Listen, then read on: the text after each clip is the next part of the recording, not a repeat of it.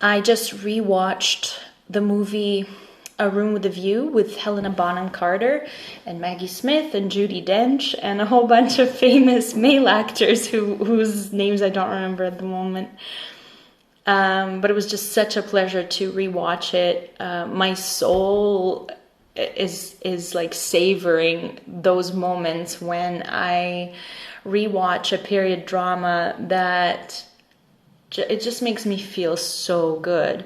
One of the reasons is that movie doesn't have a villain, and all the tension and all the conflict comes from just everyday things and maybe confusion that we all go through in our lives, in the different aspects of life, like just coming of age, learning about yourself,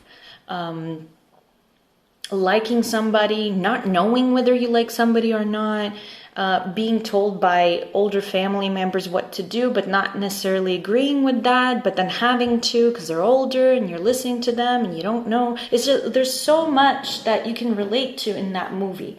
And again, there's like not a character that I clench my fists at and want to punch, because most movies will have a villain, and some people are fans of villains and stuff. I'm not that type of person. If there's like a character that likes hurting or taking advantage of other characters, I don't like them, okay? I don't care how sexy they are. I don't care how sleek their hair is. Like, I just don't care. To me, being bad to other people and taking advantage of them is just repulsive. There's never gonna be a moment where I'm gonna see someone that I like the way they look and I think that they're sexy, and then they're gonna hurt someone and I'm gonna be like, yeah, but they're so sexy. Like, that never happens to me. I get to me, their physical look changes in my eyes. So what I'm trying to say is, not a fan of villains. And so when I watch movies like A Room with a View that doesn't have a villain, I undergo such joy, and my heart and my soul is at peace when I watch movies like that, and I undergo a lot of emotions. Like, my heart was palpitating through most of the movie because there's so many beautiful scenes. There's these kissing scenes that are these romantic scenes between Lucy and George that are just so delicious, and it's a wonderful movie, but none of the emotions, none of that heart fluttering is brought by some sort of injustice or some sort of bad feeling. There's no bad feelings when I watch this movie, and I smiled through a lot of it. There's a lot of humor in it. Another thing that I appreciate in that movie is, oh, by the way, before I go on, I just wanted to mention about not having a villain in the movie. There's another movie that doesn't have a villain that I absolutely adore, and it's called Under the Greenwood Tree. It's with Keely Hawkes. I forget her last name. Keely is her first name. Wonderful actress again.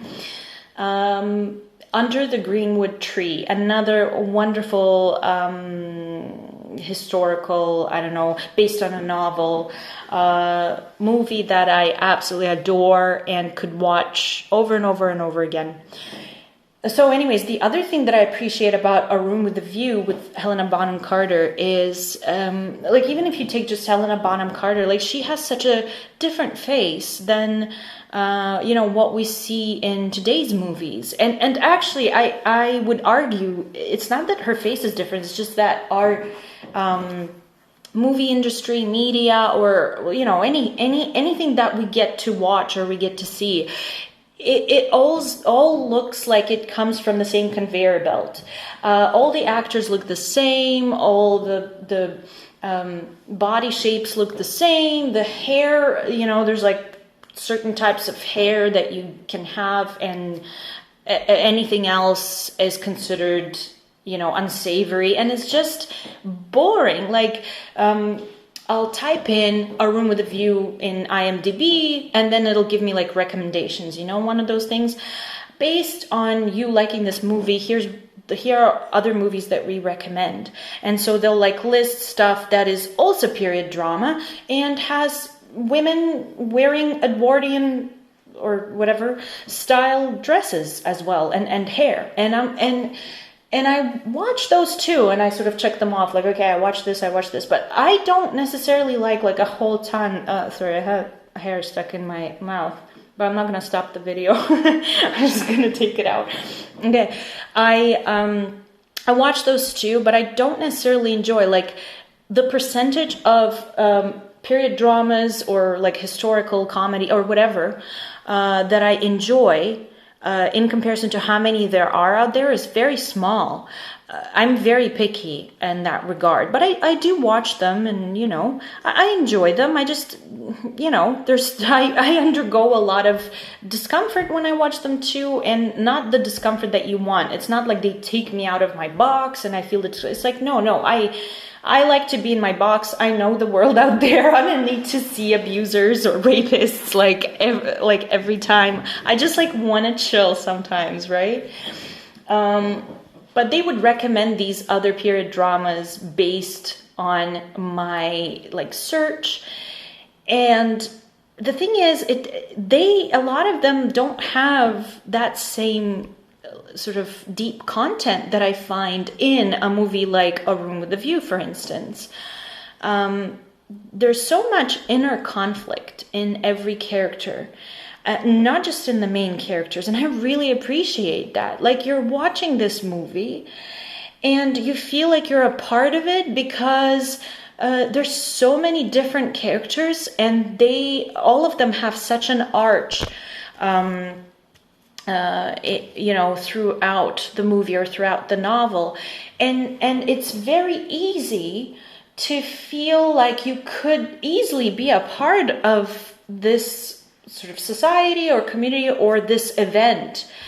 And again, that's not true in many movies that they make today.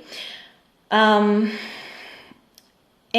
also, again, just mentioning how different all these actors look, and how they all have their own character just in how they look, not how they act, but just in how they look. Like, Helena has this squarish, roundish face with huge eyes and big hair, and today, who's gonna take an actress like that? Everybody has to be long-legged and have high cheekbones and concave cheeks and big lips filled with God knows what, and it just goes on and on. And tomorrow fashion is going to change, and then everybody else is gonna everybody's gonna look some other way, but it's all going to be the same. It's all going to be conveyor belt type of image, and then there's no narrative that I could relate to, that a lot of these other movies, that pretend to have depth in them, don't have. They don't have it. And, sometimes you just watch it and it's like chewing tasteless food. It might look good. It might be organized nicely on a plate. You might have a beautiful fork and you're sitting at a beautiful table, but it doesn't taste like anything. It's just like cardboard. And that's what a lot of the movies feel like to me, especially when we're talking about historical films. It's so easy to pretend that there is some sort of content or narrative or important message in a movie that is sprinkled with historical costumes and hair and is based on a historical event or a novel. But the movie itself, for instance, isn't going to bring anything to it. If anything is hanging by that one little string, by that one little hair, which is the historical set, and the historical setting, and that's pretty much it. Or when they make movies about the World War II or the women's emancipation or whatever, but it's the history puts the importance on the movie, but the movie itself doesn't actually have any depth to it other than what the history already has to offer. So anyways, that's just my little rant on A Room with a View. It's just such a beautiful movie and so much fun to watch.